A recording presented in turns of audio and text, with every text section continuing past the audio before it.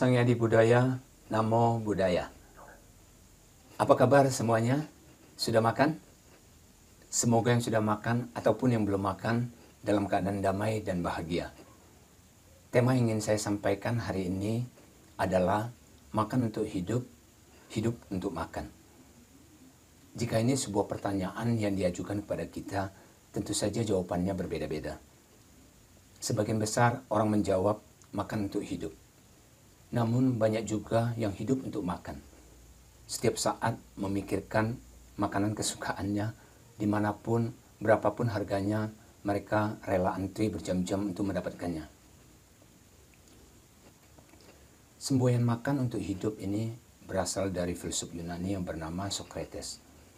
Konon katanya, beliau mempunyai kebiasaan makan yang sedikit dan teman-temannya sering mengolokinya. Sehingga ia berkata, "Saya makan untuk hidup, bukan hidup untuk makan." Pernyataan Socrates tersebut menggugah logika sederhana saya. Bila hidup cukup makan 1 sendok makanan, kenapa harus makan 1 piring makanan? Bukankah proses makan itu sesuatu yang rumit dan melelahkan? Apalagi makan harus dikunyah 32 kali. 1 piring nasi lebih kurang terdiri dari 20 suapan. Berarti 1 kali proses makan terjadi 600 kali kunyahan. Itu baru kita bicarakan tentang proses makan. Belum lagi masalah pengadaan bahan makanan dan proses memasaknya. Hal ini cukup menyita waktu dan mengorbankan tenaga serta materi kita. Semboyan makan untuk hidup dan hidup untuk makan ini memiliki 2 makna yang berbeda. Yang pertama, makan untuk hidup merupakan sesuatu kebutuhan atau kodrat hidup. Karena orang tidak bisa hidup tanpa makan. Dan kalimat kedua, hidup untuk makan sesungguhnya merupakan suatu kesenangan atau nilai kepuasan. Makan dianggap sebagai prestis atau gengsi. Makan telah menjadi rutinitas hidup kita dan kebutuhan akan makanan berbeda-beda untuk setiap orang. Pada kehidupan tertentu, orang memiliki masalah makan yang berbeda-beda. Orang yang serba kekurangan punya masalah makan apa besok. Orang yang berkecukupan bertanya, besok mau makan apa? Orang kaya raya punya sederet rencana makan di restoran mewah. Begitulah fenomena makan kita dalam kehidupan sehari-hari. Dari semua tingkat kehidupan sosial, orang memperoleh makan tujuannya sesungguhnya hanya satu, yaitu untuk bertahan hidup. Tetapi seringkali cara dan motivasinya yang berbeda-beda. Bagi orang yang kelaparan, 1 potong roti sangatlah berarti. Untuk orang yang tidak pernah kelaparan, makanan masih layak dibuang begitu saja. Dengan alasan gak enak, tidak suka makanan murahan. Jika seseorang menganggap makan untuk hidup, maka bagaimana ia memperlakukan makanan sangatlah penting. Karena makan memberikan energi untuk kehidupan kita. Makan bukan sekedar untuk mengisi perut atau memuaskan nafsu keinginan. Tetapi bisa digunakan untuk praktek dharma dalam meraih kebahagiaan hidup. Bila kita menggunakan makanan sebagai pemuas nafsu dan melemahkan kesadaran, berarti kita sengaja merusak kemuliaan hidup kita sebagai manusia. Seperti mengkonsumsi narkoba, mabuk-mabukan, dan sebagainya.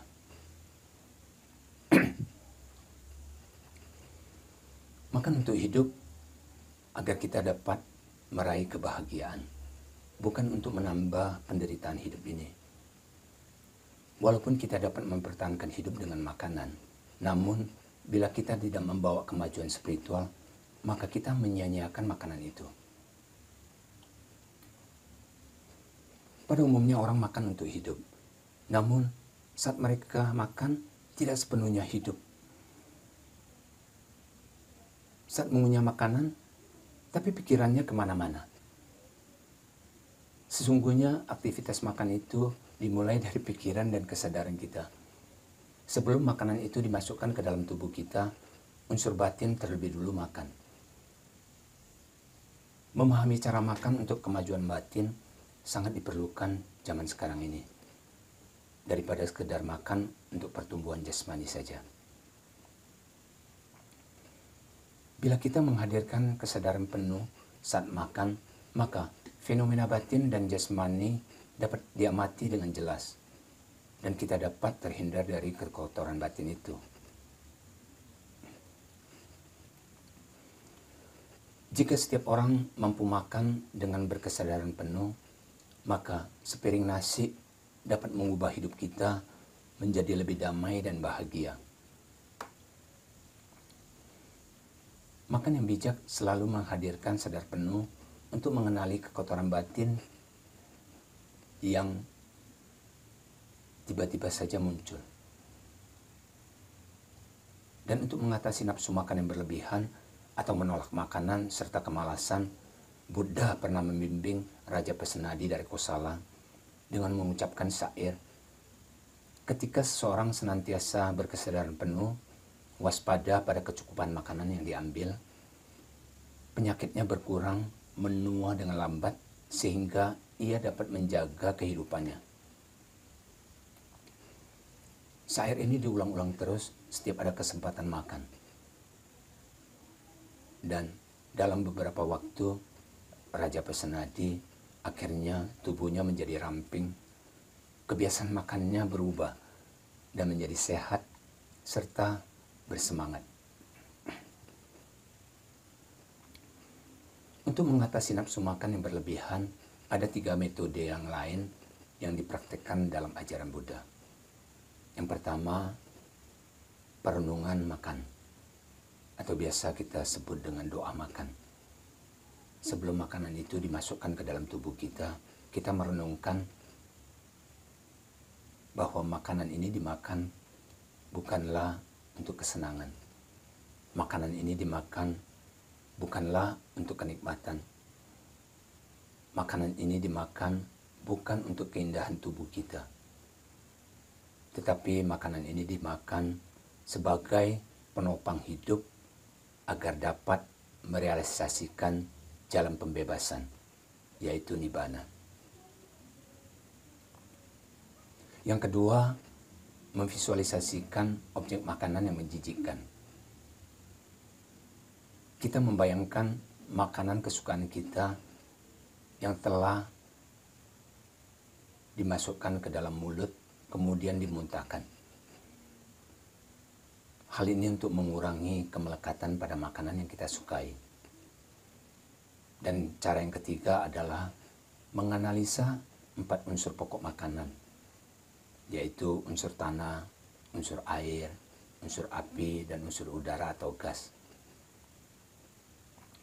4 unsur ini berubah-ubah terus setelah diproses oleh tubuh kita. Metode ini bukanlah membangkitkan kebencian kita pada makanan, tetapi hanya sekedar meredam api keserakahan yang setiap saat membakar kita. Makan dengan kesadaran penuh, selain memperoleh pengertian benar, juga berguna untuk menghadapi sakit jasmani. Jiwa yang sehat lebih mampu mengatasi masalah jasmani kita, daripada jasmani yang sehat belum tentu dapat mengatasi masalah mental kita.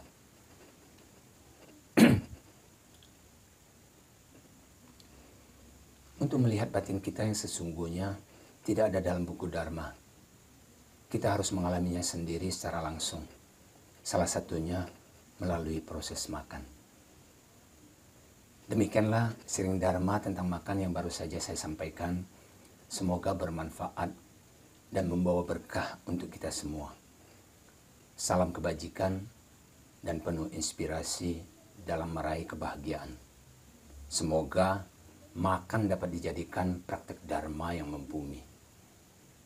Sabesata, Bhavantu Sukhitata, semoga semua makhluk hidup berbahagia. Sadu, sadu, sadu.